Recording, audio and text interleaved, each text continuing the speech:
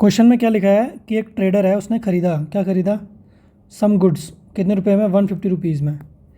तो सीपी हमारा 150 हो जाएगा ना। आगे लिखा है if the overhead expenses be 12% of the CP.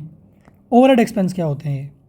देखो, आप मार्केट में मतलब आप कुछ चीज़ खरीद रहे हो, तो उसको आपके घर तक लाने के लिए, दुकान तक लाने के लिए कुछ ट्रांसपोर्टेशन खर्चा आएगा ना, ट्रांसपोर्टेशन का, कोई ट्रांसपोर्टेशन का, कोई कस्टम ड्यूटी, बड़ी चीज़ें होती हैं, एक्स्ट्रा खर्चा। वो कह रहा है जो एक्स्ट्रा खर्चा लग रहा है ना वो 12% है। तो मतलब ये जो सीपी हमने लिखा है ना, एक्चुअल सीपी नहीं है, क्योंकि एक्चुअल सीपी होता है कि शॉपकीपर ने जो चीज़ खरीदी है ना, यहाँ पे शॉपकीपर या ट्रेडर है, ट्रेडर ने जो चीज़ खरीद रही है उसको टोटल कितना खर्चा हो गया उसका वो चीज़ खरीदने में, तो वो है 150। तो ये है, उसके साथ साथ 12% है। 12% किसका? ऑब्वियसली इसी सीपी का, 150 का ही। तो टोटल कितना आ जाएगा सीपी हमारा? 150 कॉमन लूँगा, 1 प्लस 12% को लिखेंगे 0.12, ठीक है, 150 इंटू 1.12, तो ये आ गया हमारा सीपी। ठीक है, इसको हम अभी कैलकुलेट नहीं करेंगे, लास्ट में चेक करते हैं।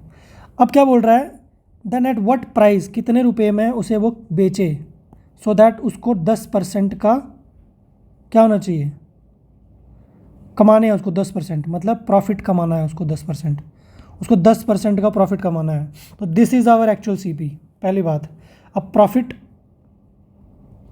जो होता है 10% दिया ना क्वेश्चन में, होता क्या है प्रॉफिट? प्रॉफिट होता है SP माइनस CP, ठीक है, लेकिन परसेंट में दिया हुआ है यहाँ पे। तो जब परसेंट प्रॉफिट की हम बात करते हैं तो उसका फॉर्मूला होता है डिवाइड बाय CP इंटू 100, है ना, तब लगता है ना परसेंट। तो ये 10 दिया है, इसकी वैल्यू 10 दी है, तो 10 किसके बराबर हो जाएगा?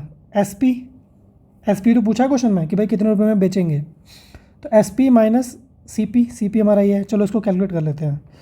सो 1510, ये पॉइंट आगे शिफ्ट हो जाएगा, मल्टीप्लाई 11.2, ठीक है, 5 2 10, 5 6 5 2 1 1 0 6 2 8 5 1 6 1 पॉइंट है, ये 0 उठ जाएगा। क्या आंसर आया? CP हमारा आ गया 168। तो यहाँ पे 168 पुट करो, यहाँ पर 168 लिखो, और जब इंटू 100 करेंगे तब लगता है परसेंट। ठीक है, ये एक इक्वेशन मिली, यहाँ पे सिर्फ SP है जो हमें निकालना है। तो देखो यहाँ परसेंट और परसेंट कट गया, साइन कट गया, और क्या क्या कट रहा है यहाँ पे, एक यहाँ पे 10 कटा और एक 0 कटा, ठीक है, यहाँ पे 10 था ना, काट दिया मैंने 0, ये कट गया। अब इस 160 को उस साइड ले जाएंगे, 168 is equals to SP into 10 minus 1680, ठीक है, ये इस साइड आएगा तो प्लस हो जाएगा, अभी माइनस है ना यहाँ पे, उस साइड जाके प्लस हो जाएगा। तो 1680 प्लस 168 क्या बनेगा प्लस हो गया, 6 6 12 14 6 7 8 1 1848, ठीक है। तो 10 जब इसके नीचे डिवाइड होगा तो 184.8 क्या आएगा, 184.8। SP की क्या वैल्यू आ रही है, 184.8। देखो गाइज, ये मेरे को जो टाइम लग रहा है ना वो लग रहा है कैलकुलेशन में। कैलकुलेशन आप खुद करो, यहाँ पे आपको समझना क्या है, आपको कॉन्सेप्ट समझना है। तो आंसर हमारा A आ गया है, and A is the correct answer, ठीक है।